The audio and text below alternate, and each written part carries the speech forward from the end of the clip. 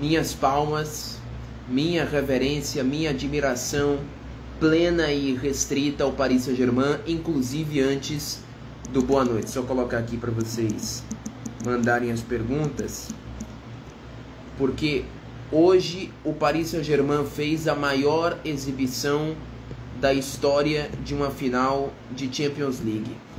Se é a maior vitória, se é o maior placar e a maior vitória, bom, eu acredito que na história de competições europeias de primeiro nível, abrangendo inclusive competições para além da Champions League, jamais havia sido registrado um placar tão díspare, tão dilatado. É preciso ir buscar, inclusive, no século passado, antes desse formato existir, para ver uma equipe que marcou 5 ou mais gols na final. Já aconteceu, o Real Madrid fez 7-3 na final com o Eintracht Frankfurt, mas a diferença foi de 4 gols.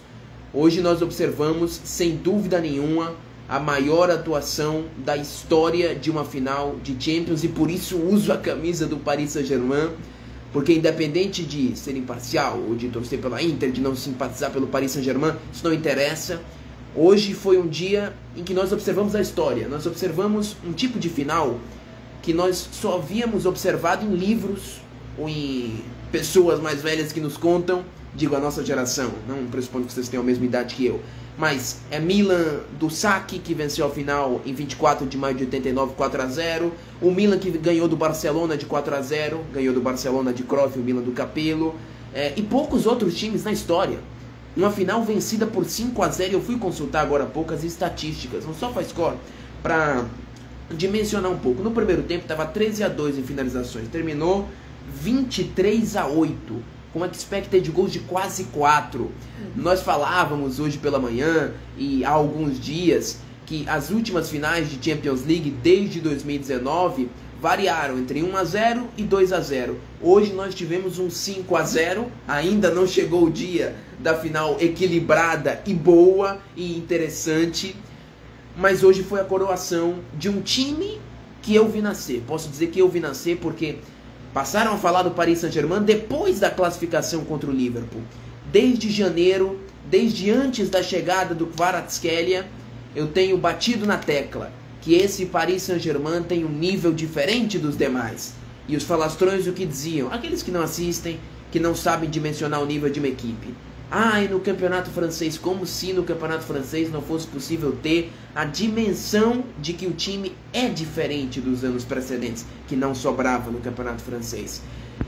E essa equipe foi maturada no passar dos meses, com a vitória decisiva sobre o City por 4-2, aquela virada contra o City mostrou que veio também o Paris Saint-Germain para a Champions League.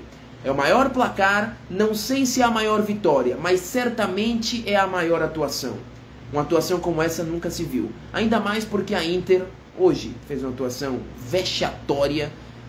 Poupar os adjetivos, vocês não verão aqui, apesar de adorar como joga a Inter, de elogiar sempre a Inter, hoje foi vexame. E eu nunca digo que perder uma final é indubitavelmente vexatório, independente inclusive do placar. Entretanto, a forma como a Inter jogou do primeiro ao último minuto, inclusive mentalmente, foi uma tremenda decepção. Me perdoe inclusive se, enquanto eu for analisando os gols, eu me perder na construção tática das jogadas, porque foram 5 gols e eu fico reconstruindo as jogadas taticamente, os detalhes, e tenho até dificuldade para não confundir os gols, né? Porque é impressionante. Agora, só um ponto antes de adentrar realmente na análise. O Lendo Jogo, que eu acompanho, inclusive tem um dos seguidores mais ilustres aqui da página, já conversei com ele, ele fez um texto perfeito, curto, sintético sobre o título do PSG, e gostei muito de uma frase, de uma reflexão que ele empregou, que foi a seguinte: os 11 se confundem. Os 11 jogadores do PSG se confundem em campo. Hoje nós vimos o Dembélé dar assistência como ponta pela direita e como ponta pela esquerda. Nós vimos o Fabien Ruiz construir baixo e ser o jogador que ocupava mais a faixa avançada do ataque do Paris Saint-Germain. O Doué jogar pelo centro, jogar pelo lado. Marcar um gol atuando pela direita, que foi o chute desviado pelo Di Marco, e fornecer uma assistência rompendo, girando pelo lado esquerdo. Essa fluidez foi o diferencial do Paris Saint-Germain. E por que os 11 se confundem? porque qualquer um dos 11 em campo pode estar fazendo o papel que naturalmente seria atribuído a algum outro companheiro. E esse é o futebol contemporâneo, esse é o futebol moderno. Em alguma medida é possível dizer que o Paris Saint-Germain deixa uma mensagem de mudança para o futebol, inclusive para os signatários do jogo de posição. E Luiz Henrique é um signatário inflexível do jogo de posição, que mudou nessa temporada e consentiu a esses jogadores ter a possibilidade de se expressar como se expressaram hoje. Recebi uma pergunta a respeito da preparação do Inzaghi, dos deméritos da Inter que evidentemente existem, apesar da maravilhosa atuação do Paris Saint-Germain. O quão mal foi a preparação dele para o jogo? Porque o Paris Saint-Germain sobrou tanto? Sobrou tanto porque é melhor time, e isso foi demonstrado inequivocamente no campo, que é a quem resguarda a última palavra, mas o Inzaghi preparou o jogo terrivelmente em todos os sentidos. A ideia de que a defesa da Inter é sólida é uma grande mentira, isso não é de agora. Sim, exatamente, nós batemos muito nessa tecla, especialmente na temporada. A defesa da Inter não é boa, e hoje foi terrível. Mas o que me decepcionou especialmente, ao autor da pergunta, em relação à construção, em relação à preparação do Inzaghi, foi a construção. Nós passamos os últimos 4 anos exaltando como a Inter sai jogando, as rotações que a Inter tem para desarticular pressões individualizadas, e hoje, do primeiro ao último minuto, não houve uma saída limpa por baixo. Uma vez que o Bastoni e o Di Marco trocaram de posição, fizeram 1-2, escaparam no espaço, os meio-campistas mais uma vez se omitiram do jogo, e isso eu tinha dito antes da partida, que Çalhanoğlu, que Barella, que Mkhitaryan não se omitam da partida. Hoje, novamente se omitiram. Çalhanoğlu foi um horror, novamente na partida decisiva. Ele é um desastre. O Barella decepcionou, perdeu o duelo com o Nuno Mendes naquela jogada que foi o calcanhar de Aquiles da partida, talvez. A Inter perderia de qualquer jeito, inclusive com um placar dilatado, acredito eu, pelo decorrer do jogo. Entretanto, estava 1-0, a Inter estava no ataque, ia conquistar um escanteio, que foi onde surgiu a única chance perigosa da Inter no jogo, foi com o Thuram. E o Barella perdeu aquela bola para o Nuno Mendes e deu o contra-ataque. Foi terrível o Barella, foi terrível o Mkhitaryan, que errou passe na origem do primeiro gol. Foi terrível o Çalhanoğlu. De novo, isso é uma questão que é preciso ser debatida. O Çalhanoğlu, ótimo registro transformado pelo Inzaghi, porém nos grandes jogos ele deixa muito a desejar, especialmente em relação ao antecessor. O Brozovic se exaltava nos grandes jogos. Peguem a final que o Brozovic fez contra o Manchester City em 2023. Uma final estrepitosa. O Çalhanoğlu hoje não tocou na bola, inclusive saiu de campo mais cedo, mas foi por um problema físico, acredito eu, pelo que disse o Inzaghi. E entrou o Aslani, que, por favor, também. O Inzaghi não conseguiu incidir com as mudanças, não conseguiu incidir psicologicamente, incidir taticamente. O time defendeu malíssimo do início ao fim e não atacou. A Inter teve uma chance, foi a chance da cabeçada do Thuram no escanteio, eu creio que próximo dos 35 do primeiro tempo, que ele subiu as costas do Kvaratskhelia. E foi uma estratégia, era uma estratégia do Paris Saint-Germain para defender a bola parada, arriscada, que gerou algum perigo para a Inter naquela ocasião, que era a seguinte: o time defendia a pequena área, aquela ponta da grande área, com o Kvaratskhelia por zona. A Inter tinha o Marcos Thuram partindo de trás para subir as costas do Kvaratskhelia, levar vantagem e cabecear. É o que ele consegue fazer na jogada que ele leva perigo, cabeceia para fora, que a bola passa até mais perto do que uma cabeçada anterior do Acerbi. Esse era o risco que corria o PSG. O Kvara, apesar de muito determinado defensivamente, muito solícito, marcando o Thuram. No mais, o Thuram foi o único que salvou da Inter. Tá, um jogador que é possível adular a pílula para analisá-lo. Ele disputou 12 duelos, ganhou 7. Considerando que a Inter só jogou com bolas longas, ele saiu muito bem contra o Pátio, contra o Marquinhos. Contra o Pátio, dentro da grande área especificamente, não. Uma vez que o equatoriano cortou muitas vezes a bola antes de chegar no Marcos Thuram em lances de cruzamento. Aconteceu algumas vezes no primeiro e também no segundo tempo. A bola chegaria ao Thuram para um cruzamento, o Pátio interceptou, cortou, protegeu muito bem a área. Mas eu acredito que ele é um dos únicos jogadores que dá para salvar da Inter. Acho que o único, né? Além dele, é realmente inconcebível o que os demais fizeram em campo. Mas ele foi péssimo, Inzaghi. Foi péssimo nas alterações, foi péssimo em tudo aquilo que planejou da partida, o que é muito decepcionante, considerando o caráter que ele tem nas Copas, etc. Né? Que eu acho que causou disparidade tão grande entre os times é a questão física. O Paris Saint-Germain fisicamente me pareceu mais inteiro, um time mais técnico.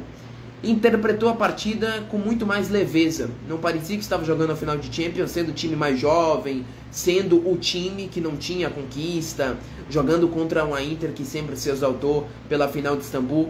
A Inter, que nós conhecemos nessas últimas 2, 3 temporadas, nasceu em Istambul, mentalmente, psicologicamente digo, não a nível de matizes de jogo. Nasceu em Istambul e morreu hoje em Munique.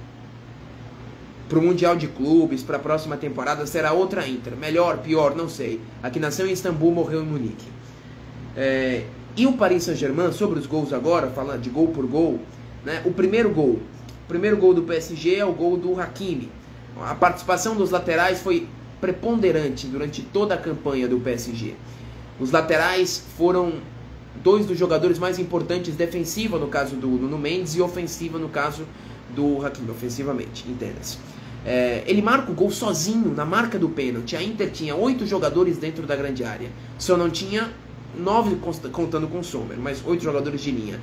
Os 2 atacantes, Lautaro e Thuram, estavam fora da área. Mesmo assim, o Dembélé estava livre no lado oposto e o Hakimi finalizou sozinho na marca do pênalti. Não estava nem tão aberto, ele estava na marca do pênalti e finalizou sozinho. Porque o Di Marco teve uma abordagem terrível. O Di Marco faz ali um gol contra. Para mim, dá até para considerar um gol contra. E também falha no lance do primeiro gol. Mas é interessante ver como o Dembélé não está como falso 9 na jogada, ele está como ponta pela direita, como o Doué está como ponta pela esquerda, mas jogando por dentro, como o Vitinha faz o passe que quebra a defesa da Inter e põe o Doué em condições dentro da grande área, e como o Di Marco tem uma leitura errada da jogada, ele sai para bloquear a finalização, na verdade vem um cruzamento e está livre o Hakimi. 1-0 PSG. O interessante desse 1-0, e que aí eu puxo para o fio da pressão do Paris Saint-Germain, que foi muito presente desde o início do jogo, é que 10 minutos e 54 segundos, eu até anotei a minutagem, o Sommer agarrou a bola. O Dembélé, já jogando pela direita, foi para uma finalização e finalizou. O Sommer encaixou. E a Inter foi repor a bola para sair jogando. 10:54 ele encaixou a bola. 10:54. 11 minutos e 7 segundos, 11:07, já estava a bola nos pés do PSG novamente. Ele agarrou 10:54, encaixou a bola e foi sair jogando. Eu estava no replay, eu não vi exatamente como a Inter saiu jogando, mas participou o Lautaro, o Mkhitaryan foi fazer uma catapulta para o Thuram, perdeu a bola. Antecipou, acredito eu, o pátio, e a jogada desenrolou para aquilo que foi o primeiro gol. Ou seja, a Inter não tinha a mínima capacidade de reter a bola, nem por esses segundos. Nesse interregno a pressão já funcionou, e funcionou muito bem a pressão. Inequivocamente do início ao fim. Aí veio o 2-0, 2-0 foi contra-golpe. Foi um contra-ataque, a Inter muito vulnerável fisicamente também em relação à potência atlética do PSG, foi aquela interceptação do Nuno Mendes, e veio o contra-ataque. O Dembélé agora dá assistência pela esquerda. Faz a inversão e a bola chega ao Doué, que bate e a bola desvia. Depois é o 3-0. O 3-0 é o gol do Doué, outro gol do Doué. E esse gol tem uma participação importante do Vitinha. O Vitinha é quem passa, porque o Dembélé está no próprio meio campo, ele faz a participação, o Acerbi está fora de posição porque saiu para caçar, e o Vitinha rompe por dentro e dá assistência para o Doué. E a defesa da Inter desconjuntadíssima no entrelinhas especialmente. Isso me chamou a atenção. Eu imaginava que teria dificuldades para marcar a fluidez do PSG, porque o PSG esvazia o espaço. Não é que o PSG não dá referência, o PSG esvazia completamente o espaço. Havia momentos no jogo em que o Paris Saint-Germain estava com aquele centro, a zona 14, digamos assim, que é aquela entrada da grande área, completamente vazia. Então os zagueiros não sabem para quem raçar. O Vitinha passou o gol do Doué. O 4-0 é do Kvaratskhelia, que é a assistência do Dembélé, a bola passando entre o Darmian e o Bastoni. O Darmian, que entrou na vaga do Bissek, entrou na vaga do Pavard. Até as alterações foi um desastre, um azar tremendo até do Inzaghi. E o 5-0 é o gol do Malulu, ou Malulu, não sei exatamente como é que faz a pronúncia. E é inacreditável o quinto gol, porque o Malulu faz a sobreposição entre 4 jogadores da Inter. O Barcola não tomou as decisões mais felizes, digamos assim, nomeadamente naquele lance que ele dá uma penteada na bola de futsal para cima do Acerbi e põe a bola para fora com o canto à direita dele, né, completamente livre. Todavia, nessa jogada, ele lança uma sobreposição no bico da grande área, com o Malulu passando por 4 jogadores da Inter, entre 4. Ele veio de trás, meio campista, e passou entre 4. E fez o gol batendo em diagonal, batendo cruzado. Esses foram 5 gols. Acho que cada um conta um pedaço da partida. Foi inacreditável como defendeu a Inter hoje.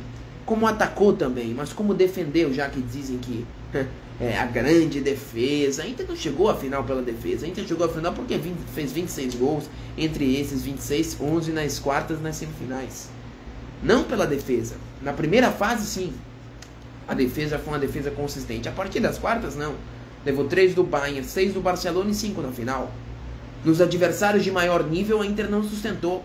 O que é coerente, porque a Inter no campeonato italiano cedeu várias vezes a vantagem. Falei isso antes do jogo contra o Barcelona. Hoje o ataque não funcionou e de fato a Inter não competiu. A defesa também esteve numa fasquia muito abaixo.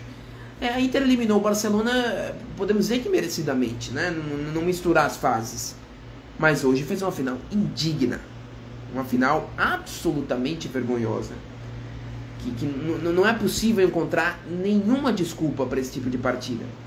A desculpa do adversário, a desculpa do percurso, de que a Inter está fazendo algo acima das suas possibilidades, de fato, pelo elenco, pelo investimento, mas uma coisa é perder. Entre ganhar e perder está toda a diferença do mundo.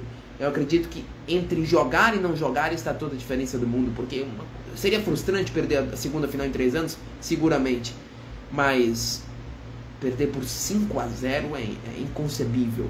E a Inter mantém a escrita, né? Isso nós podemos dizer, que todos os times que nos últimos anos, a grosso modo, chegaram em 2 finais em 3 anos, perderam a segunda final também. E a primeira, obviamente. O Atlético de Madrid, em 2013, 2014 em Lisboa, em 2015, 2016 em Milão. E a Juve na temporada 14 e 15 em Berlim, contra o Luiz Henrique, no Barcelona inclusive. E na temporada 16 e 17 perante o Real Madrid. E a Inter agora novamente em Istambul 22-23 e em Munique 24-25. Terceiro time nos últimos tempos que chega na segunda final em 3 anos e perde as duas. Diego, o Doué tem potencial para ser melhor do mundo? Tem. O Doué, ele era reserva, vale lembrar.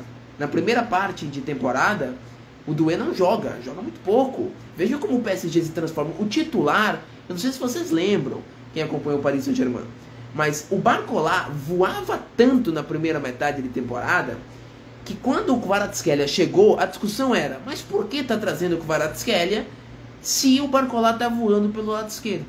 Hoje ninguém tem coragem, quem fez essa pergunta, essa indagação, não põe a cabeça para fora da janela há alguns meses.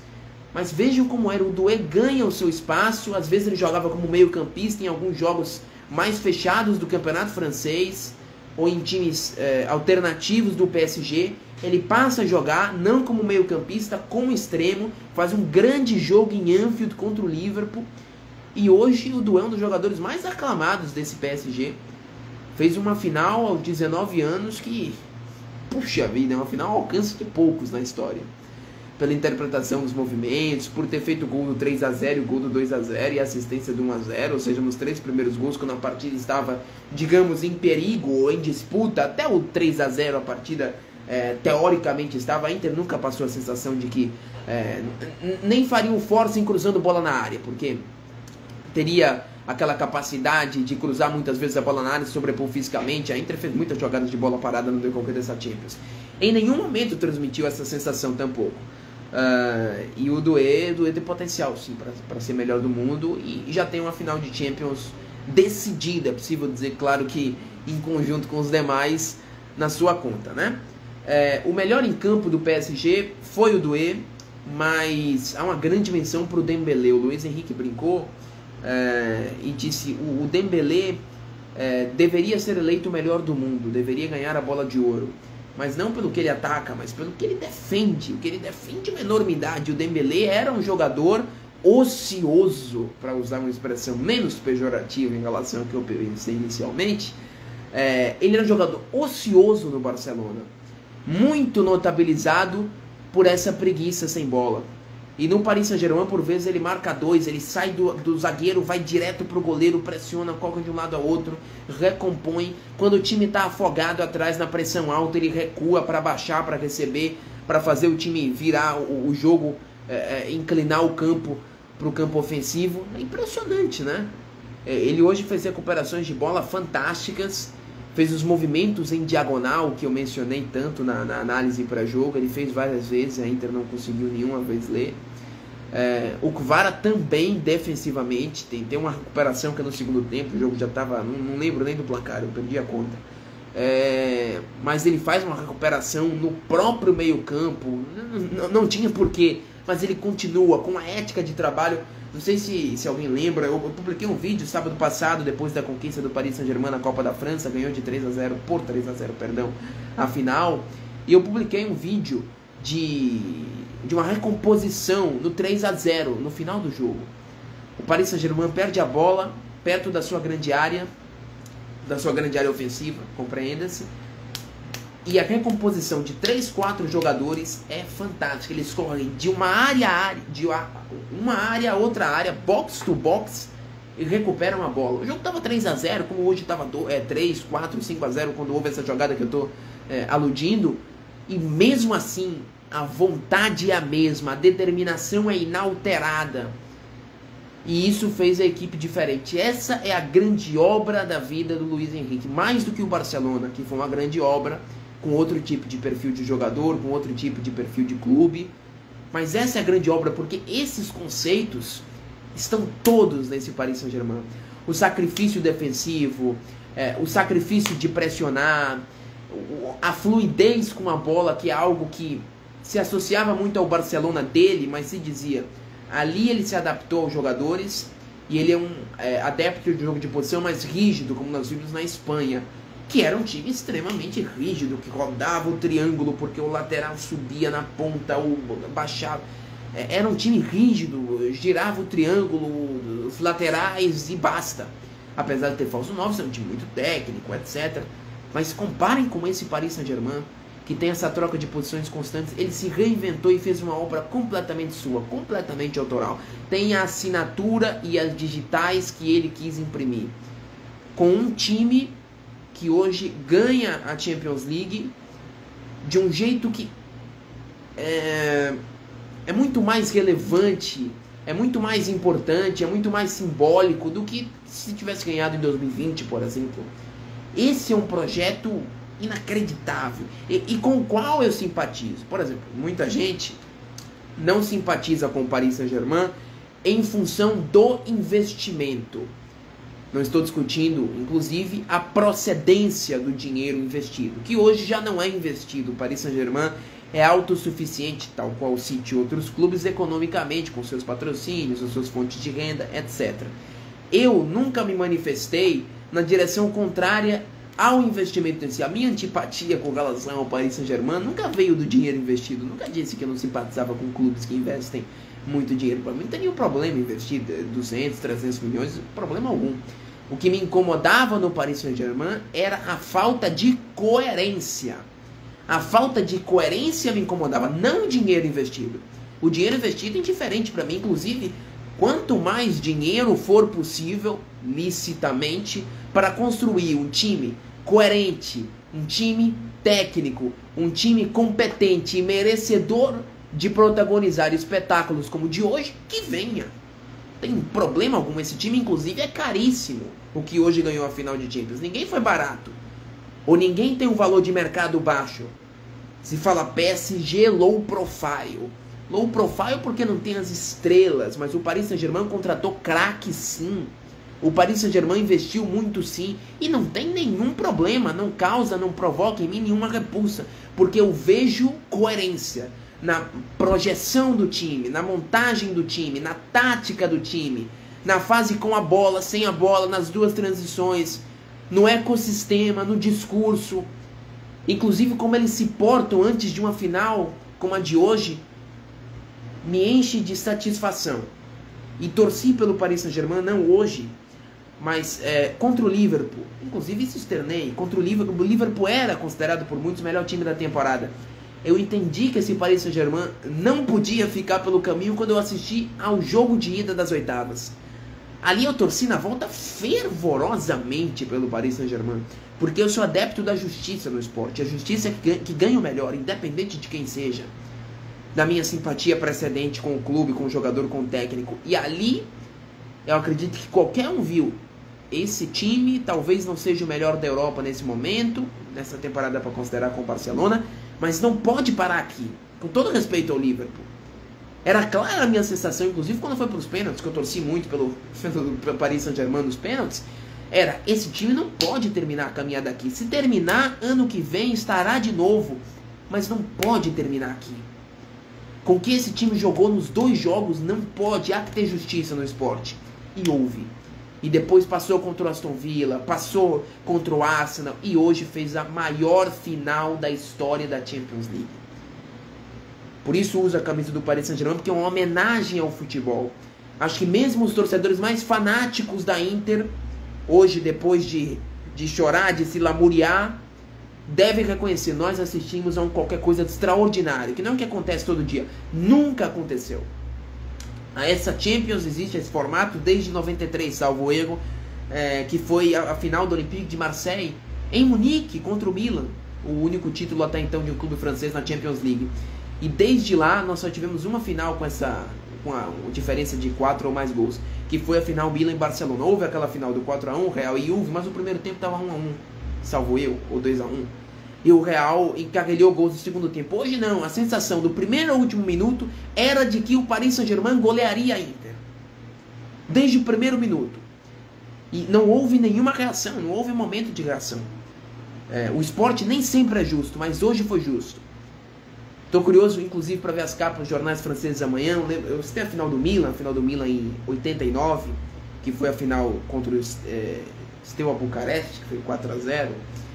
E eu me lembro da capa do jornal L'Equipe do dia seguinte, do dia 25 de maio de 89. A capa dizia o seguinte: depois desse Milan, o Milan do Sacchi, depois desse Milan, o futebol nunca mais será o mesmo. Não será uma capa similar amanhã, mas é quase.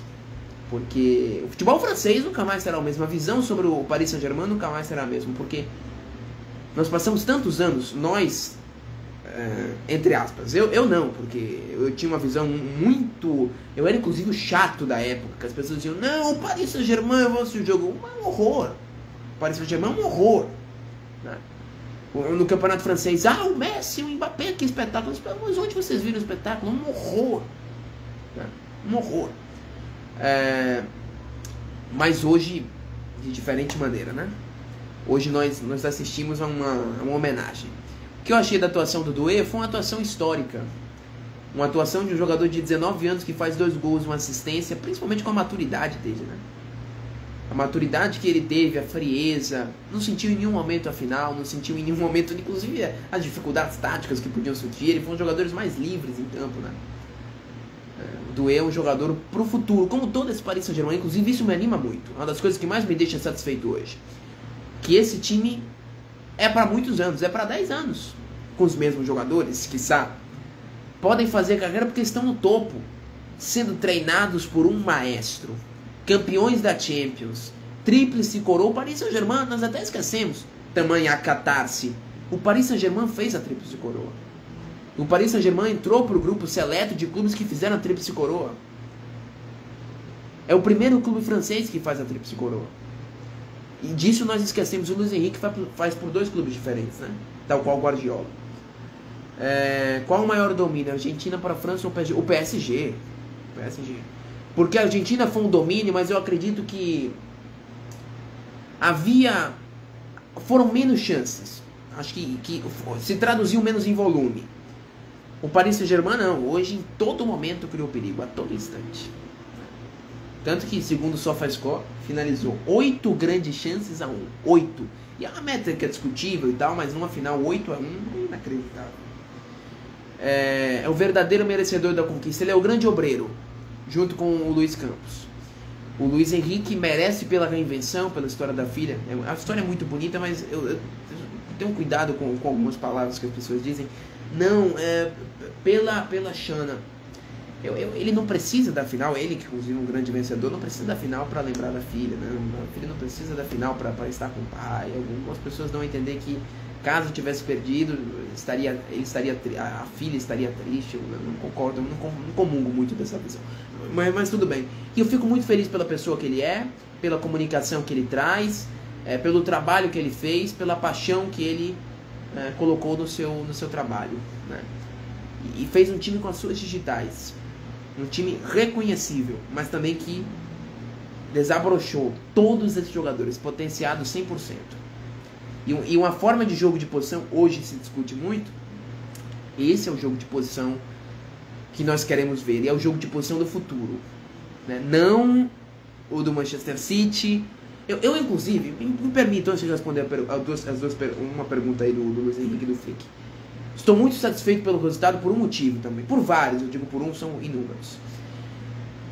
O jogo de posição do Arsenal, que jogou na semifinal, do Sr. Arteta e do Pepe, 4 zagueiros e 2 zagueiros nas laterais, e aquele conservadorismo enorme, e a posse defensiva,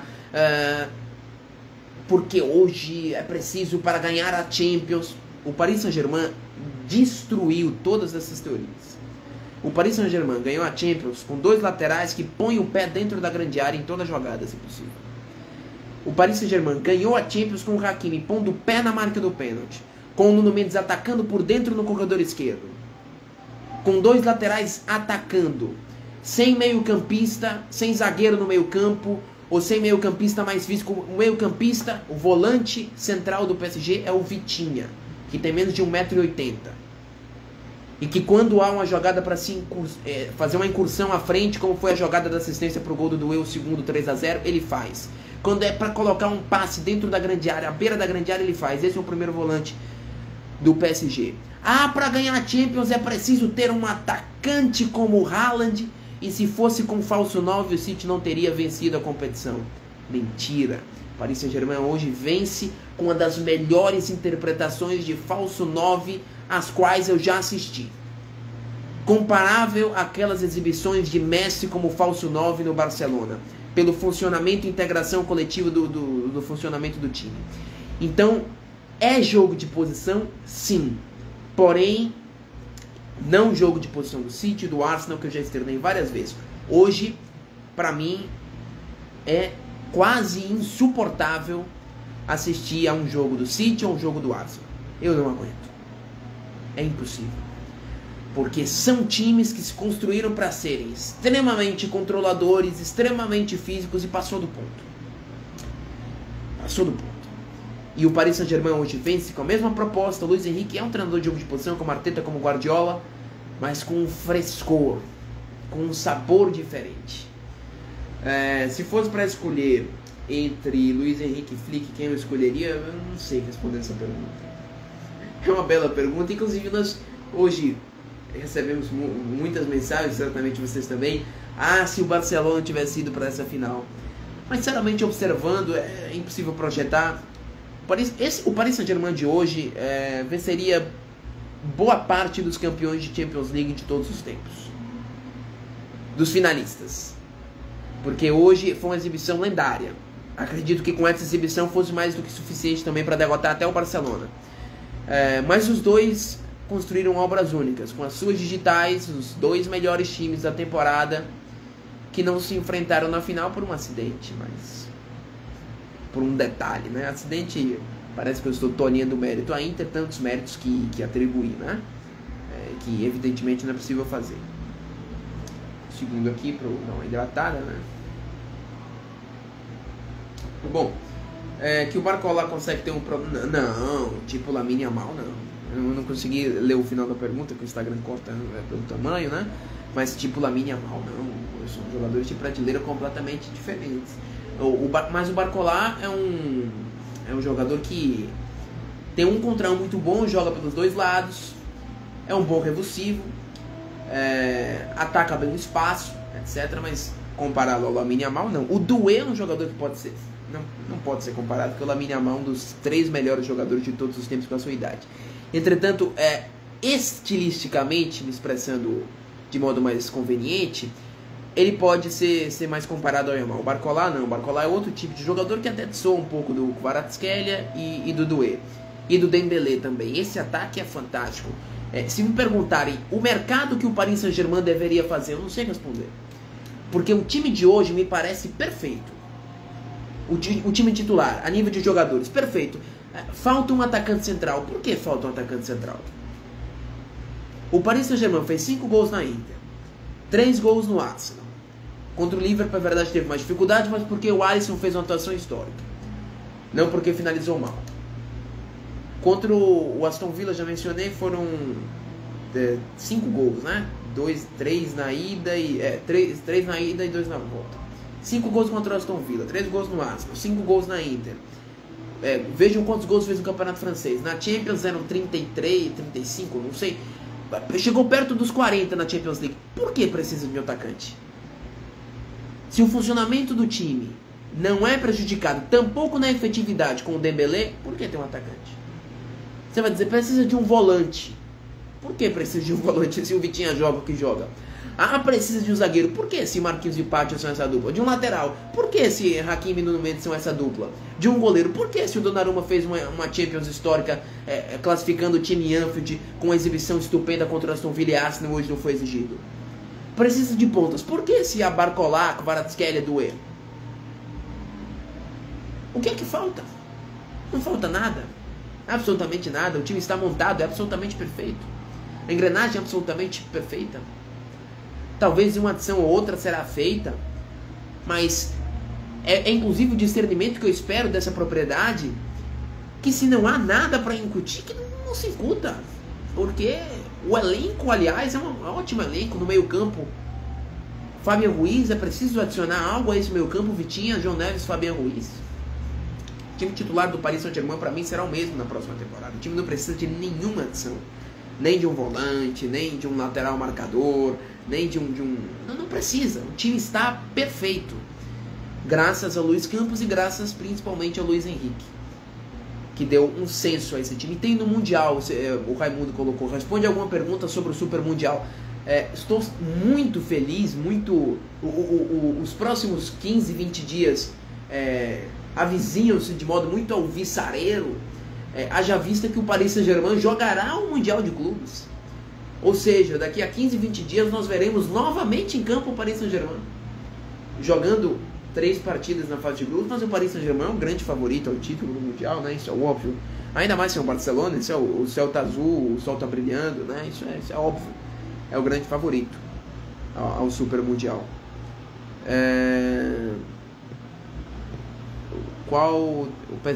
Eu já respondi essa pergunta aqui, né? Acabei respondendo antes de lê-la. O Paris Saint-Germain é o grande favorito para o Super Mundial. Resta ver a motivação, mas como é um grupo jovem, como são treinados pelo Luiz Henrique, eu acredito que a motivação estará no 100%. É um time fresco, hoje não me passou nenhum sinal de cansaço, fresco fisicamente, com motivação, que acabou de fazer uma façanha. Então por que o time não estará extremamente motivado e focado para fazer o Mundial de Clubes e ganhar Porque o Mundial de Clubes, claro, vai ter a Copa Intercontinental no final do ano, mas o Mundial de Clubes agora ele cumpre com o ciclo de conquistas que pode levar ao sextete, né? Full triplete, aí vai ter a Supercopa Francesa, a Supercopa Europeia, PSG e Tottenham, e o Mundial de Clubes. A Copa Intercontinental, no caso, no final do ano. Mas com o Mundial de Clubes, podem ser 7. Podem ser 7 títulos para o Paris Saint-Germain, relacionados a uma mesma temporada. O que seria inédito.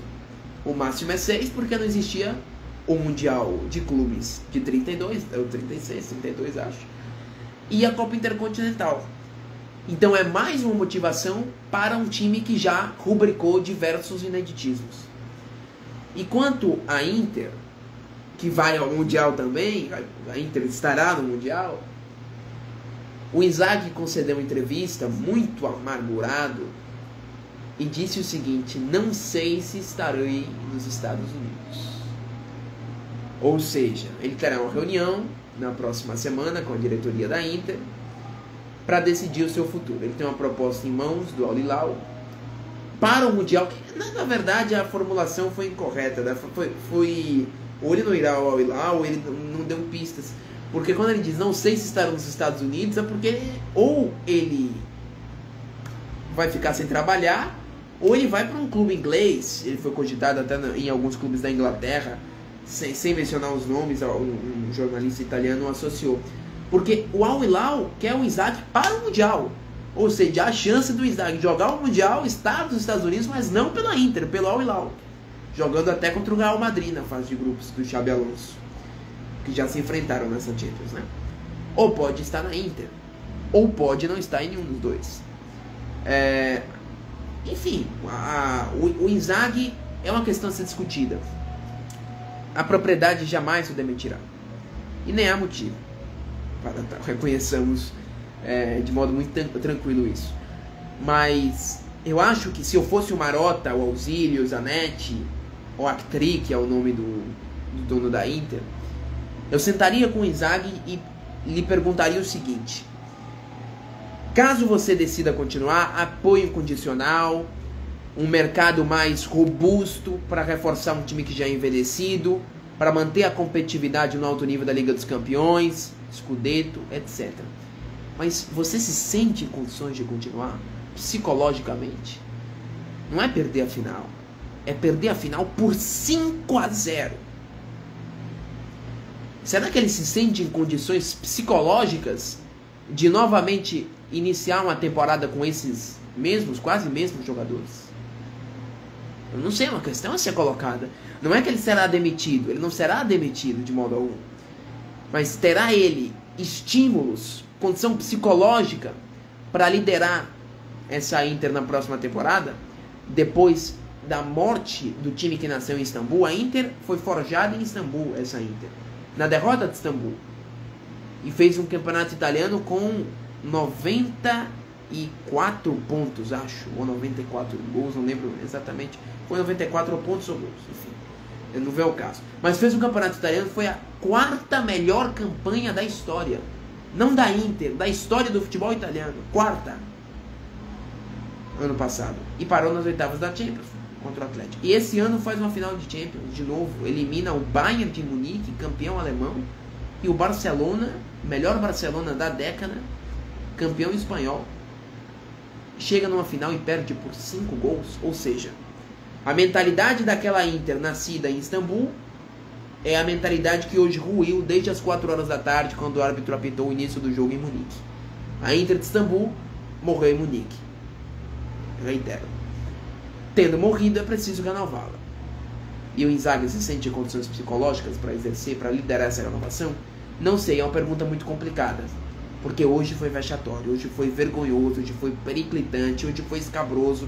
Nós podemos elencar adjetivos infinitos para categorizar o que a Inter não fez em campo hoje. Foi indigno, foi descredibilizar não o movimento do futebol italiano, o movimento da Série A, mas descredibilizar a si mesmo. Perder é aceitável, perder é normal.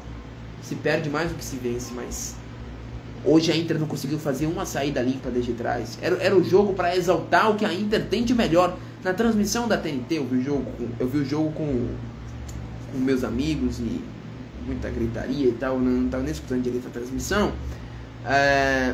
Mas em dado momento eu escutava o Vitor Sérgio e o André Reni falando sempre o seguinte: o Inzaghi está muito irritado com a saída de bola, porque o que ele mais treinou ontem foi a saída de bola. Não ontem, nos últimos 4 anos. Foi o que o Inzaghi mais trabalhou: saída de bola, construção desde trás, contra a pressão homem a homem. É um cenário semanal na Série A. Chega na final da Champions, no palco maior do esporte, e a Inter não é capaz de fazer uma saída limpa desde trás. E perde a bola sucessivas vezes, se expõe em transições, buracos entre linhas, sem referência. Enfim, foi pesado. Foi pesado. E hoje jogou com o time completo, hein? 23 jogadores à disposição pela primeira vez nos últimos meses. A Inter jogou com o time base 3 vezes na temporada. Não foram bons os resultados. Qual o time base? Sommer, Pavard, Acerbi e Bastoni. Na ala direita, Dumfries. Na esquerda, Di Marco. Meio campo, Tchelanoglu, Barella e Mkhitaryan. Ataque, Lautaro e Thuram. Esse é o time base. Jogou contra o Milan no Campeonato Italiano, Série A, primeiro turno, 2-1 Milan. Jogou contra o Napoli, primeiro turno, em casa, Campeonato Italiano, 1-1. Jogou a final da Champions, 5-0. Foram as 3 vezes que Simone Inzaghi escalou a formação tipo, o melhor time no papel. Não teve desfalques hoje, 23 jogadores à disposição. Todos muito bem fisicamente. Não, muito bem não significa que não estão cansados, mas muito bem sem dores ou sem sacrifício. Não tinha o Lautaro que jogou a semifinal no sacrifício. Todos 100%. E esse é o resultado, é constrangedor. Hoje eu assisti ao jogo constrangido, porque que é isso, né? Inacreditável. O complicado desses times italianos é que eles só querem técnico italiano. Sua análise é perfeita. E hoje não tem nenhum técnico que consiga ajudar e potencializar esse time da Inter. A Inter pode sair, porque hoje o Di Marzio falou após o jogo que caso o Inzaghi não permaneça, o principal nome é o Fábregas, técnico do Como. Fábregas, que fez um grande trabalho no Como, e o Fábregas é um fã incondicional do Inzaghi.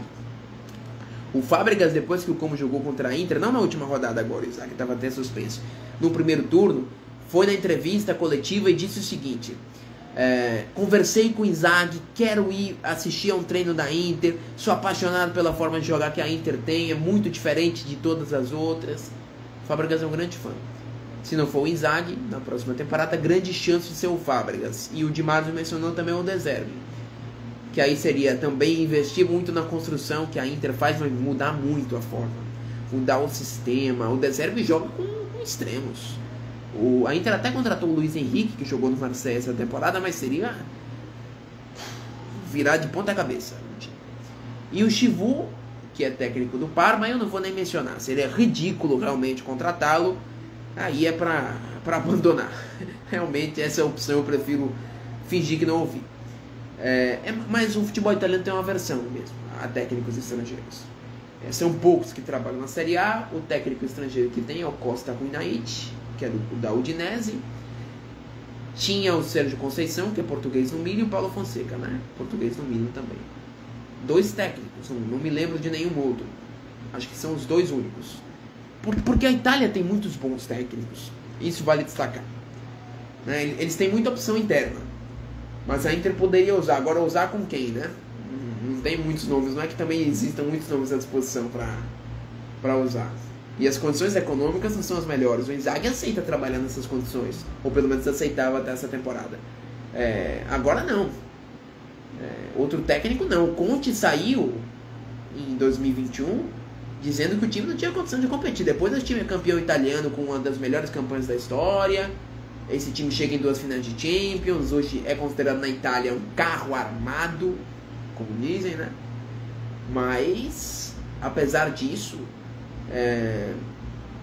eles não consideram na Itália que a Inter tem esse investimento, esse aporte todo.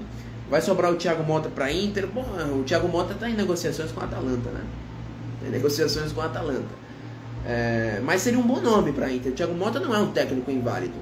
Na Juve ele deu errado, mas a Juve tem uma bagunça societária fabulosa, né? Diferente da Inter, que é um time que tem pouco investimento, mas não tem uma bagunça societária como essa. Quais são os próximos passos do projeto futebolístico? Bom, os próximos passos são a consolidação. É que o Paris Saint-Germain se mantenha nessa linha de trabalho. Porque dizer o próximo passo a nível de conquista não tem. O Paris Saint-Germain ganhou absolutamente tudo, do melhor modo possível. Jorge Jesus está livre no mercado, aí vai continuar. Eu acho que vai continuar. Não tem mais mercado na Arábia. Em Portugal, o Bruno Lage vai ficar no Benfica. O Rui Borges ganhou a dobradinha com o Sporting. O Porto já tem técnico recente, que é o Martin Anselmi. Portanto, ele vai ficar. A melhor exibição no final de Champions foi essa. Não assisti todas. Champions existe desde... não lembro. Enfim, eu ia dizer o ano aqui, mas eu ia fazer a conta de cabeça e errar, ia passar uma vergonha dos diabos. Porque eu não sou bom em matemática. Bom, mas 70ª edição. E de qualquer modo, a final de hoje foi a mais elástica e uma das mais simbólicas. Um duelo entre França e Itália e um duelo vencido por um time francês. E as coincidências se repetiram, né? Todas. Nós estávamos dizendo não, Coincidência, não influencia em nada, não influencia mesmo, é uma bobagem. Mas é coincidente, né? Todas as vezes que a final jogou em Munique, ganhou um time que nunca havia ganhado. No ano que o Tottenham ganhou a Europa League contra um time inglês, que foi 73 ou 74, não lembro agora o ano exato, e a final se jogou em 31 de maio, a Inter perdeu. A 31 de maio de 73 ou de 74, não lembro agora exatamente o ano, a final foi disputada 31 de maio em Roterdã. Ajax e Inter, a Inter perdeu no mesmo ano que o Tottenham ganhou a Europa League contra um time inglês. Múltiplas coincidências que não influenciarem absolutamente nada, e só nos resta aplaudir, reverenciar, homenagear e admirar esse Paris Saint-Germain. Novamente, parabéns ao PSG,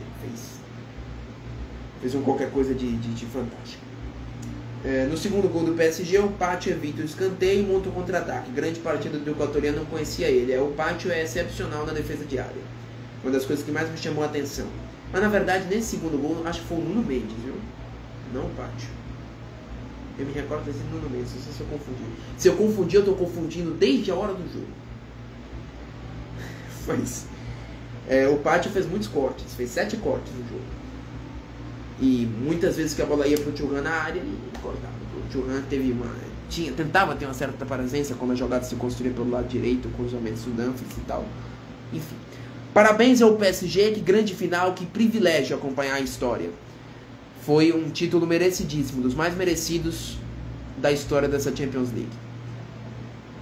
Não sei se foi o Pátio, como eu disse, tô errando desde a hora do jogo. Na hora eu tinha tido a impressão de ser o Nuno Mendes. E falei, inclusive, na live, foi o Nuno Mendes 535 vezes. Tudo bem. Supercopa da PSG e Tottenham. O PSG... Bom, se hoje jogasse PSG e Tottenham, eu tenho muito medo de como terminaria. Eu acho que 5-0... Sabe, o ditado é que vira tanto, acaba tanto...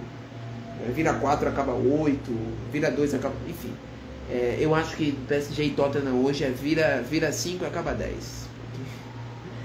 É literalmente o melhor ou o segundo melhor time do mundo jogando contra o 17º colocado da Premier League, que é um horror. O Tottenham é pavoroso, ganhou a final porque o Manchester United é igualmente ou pior pavorosamente, né?